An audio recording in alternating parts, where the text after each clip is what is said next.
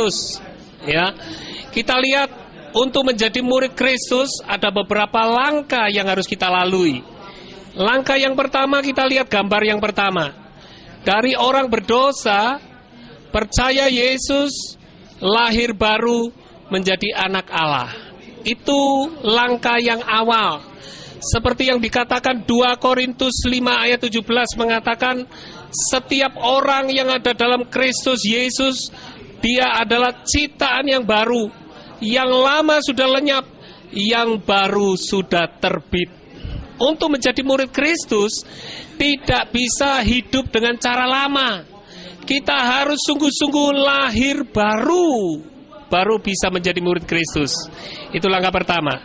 Yang kedua, saudara lihat gambar yang kedua, setiap orang yang lahir baru harus mau menjadi muridnya Kristus. Ya, sebab tidak semua orang Kristen mau menjadi murid Kristus.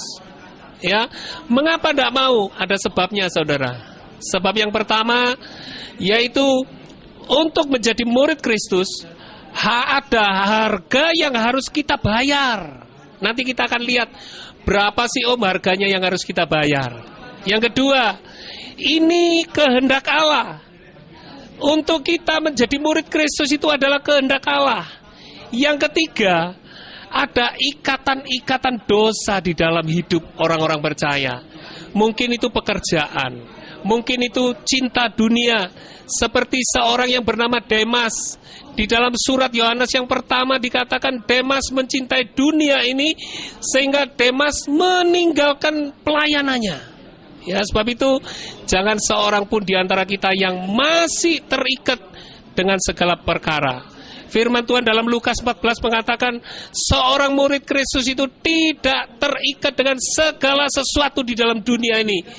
Bisa memakai dunia ini seperti tidak memakainya. Itu yang kedua. Sekarang kita lihat syaratnya atau harganya berapa sih untuk menjadi murid Tuhan.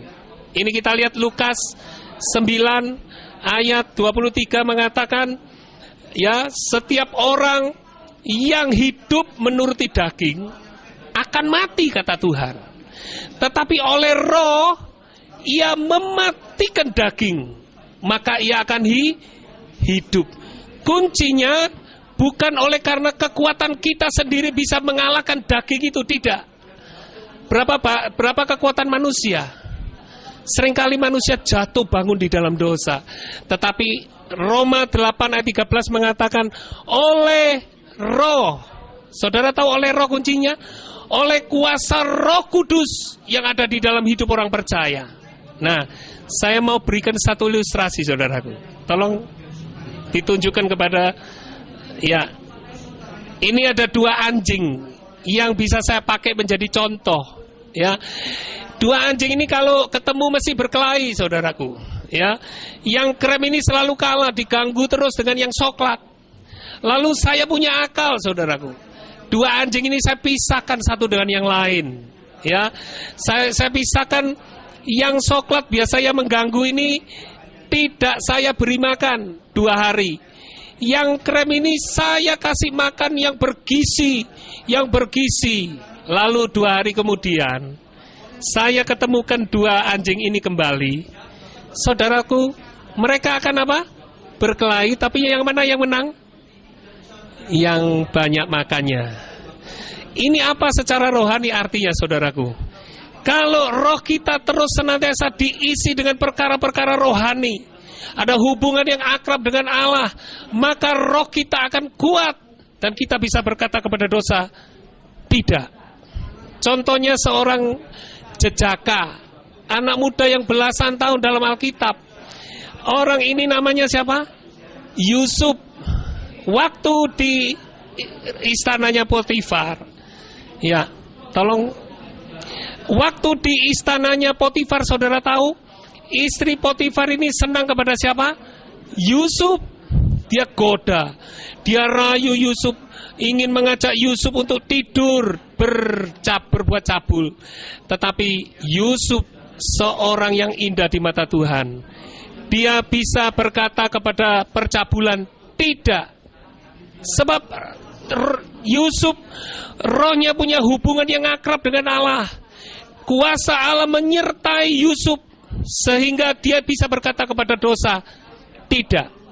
Berapa banyak orang Kristen jatuh bangun di dalam dosa, sebab Alkitab di Matius 26 ayat 41 mengatakan begini, ya, hati ingin berbuat sesuai dengan firman Tuhan, tetapi lemah. Ingin melakukan firman Tuhan, ingin mengampuni orang, tapi lemah, nggak mampu. Mengapa?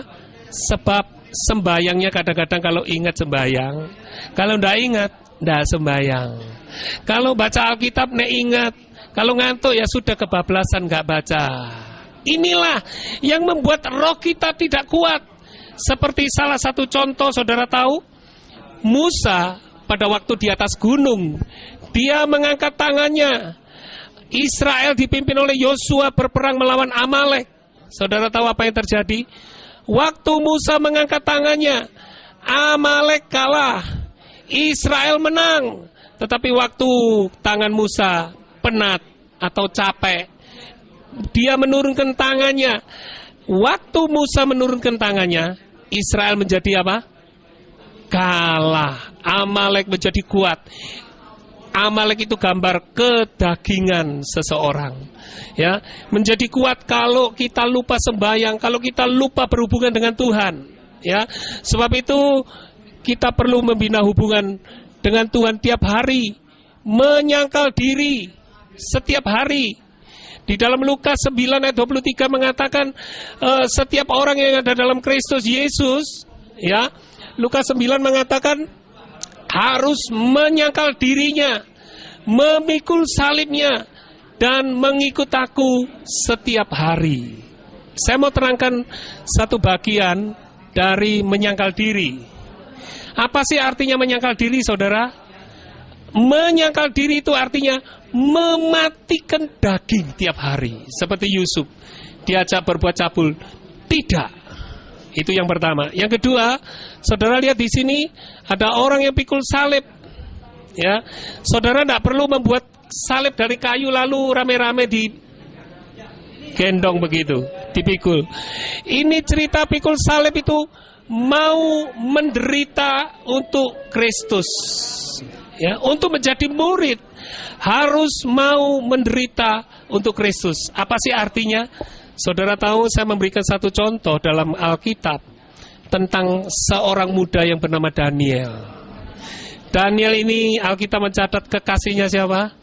Allah. Dia benar, dia orang yang sangat indah. Dia menjaga kekudusan di dalam hidupnya, ya. Daniel ini waktu diangkat oleh Raja Nebukadnezar di Babel pada waktu itu, mereka memfitnah Daniel. Mereka iri kepada Daniel, lalu menghasut rajanya untuk membuat satu peraturan. Ya, barang siapa di negeri Babel kalau meminta kepada yang lain kecuali kepada raja, dia akan dimasukkan ke gua singa. Saudara tahu, waktu peraturan ini dikeluarkan, apa Daniel tetap sembahyang? Tetap. Dia tahu ini kuncinya. Dia tetap hubungan dengan Tuhan, tetap. Dia tidak pernah takut dengan ancaman raja. Tetapi orang-orang membawa kepada raja, Raja Tuanku, ini orangnya yang tetap meminta kepada dewanya. Lalu singkat ceritanya Daniel dimasukkan kemana? Ke gua singa. Orang yang mau menderita untuk Kristus, apakah ditinggalkan Allah begitu saja? Tidak.